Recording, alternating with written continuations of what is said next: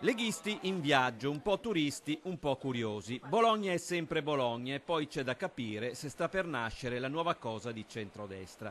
E poi si va a Bologna anche per capire se a Renzi ci sarà prima o poi un'alternativa. Vogliamo a casa l'amico Renzi. Ma se la Lega vuole mandare a casa Renzi, c'è una Bologna che non vuole la Lega in piazza e in una città pur presidiata qualche scontro c'è.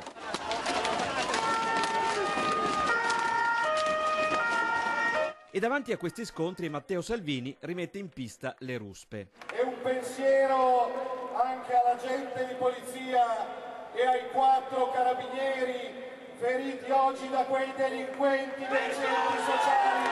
Dopo i campi rom, i centri sociali, l'Italia sarà un paese migliore. Ma è una storia che arriva dal Veneto a dare il là alla giornata. Il saluto ad Hermes Mattielli, il saluto all'uomo che è diventato un simbolo dell'accanimento dello Stato verso il cittadino. Ciao Hermes, è come se tu fossi qua con noi. La giornata di Bologna è anche una sorta di primo appuntamento per un centrodestra che prova a ritrovarsi.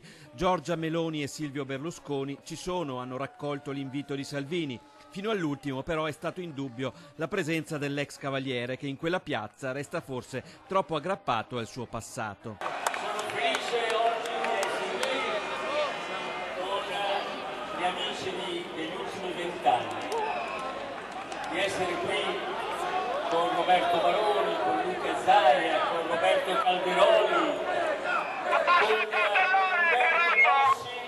E quel passato non piace alla piazza né tantomeno a Salvini che puntualizza. Ho l'orgoglio di aver riunito in questa piazza le opposizioni per bene, ma non ci sarà nessun ritorno al passato.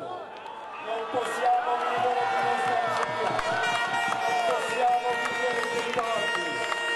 Viviamo guardando al futuro e quindi io vi posso assicurare che ad esempio un personaggio inutile e incapace come Angelino Alfano con noi non ci sarà mai. Berlusconi si dilunga, costringe Salvini ad avvicinarsi a lui per fargli capire che il tempo è scaduto. La delegazione di Forza Italia schiera anche il capogruppo alla Camera, Renato Brunetta, e per lui non ci sono dubbi. Uniti si vince, come nel Veneto si vince in Italia. La piazza però è tutta per Salvini, una piazza che conosce a memoria slogan, tempi e affondi del suo capitano. Ma io non sopporto quei comunisti con la puzza sotto il naso che aiutano chi sta a 5.000 chilometri di distanza, ma si dimenticano del pensionato che sta sul loro pianerottolo. Prima la nostra gente.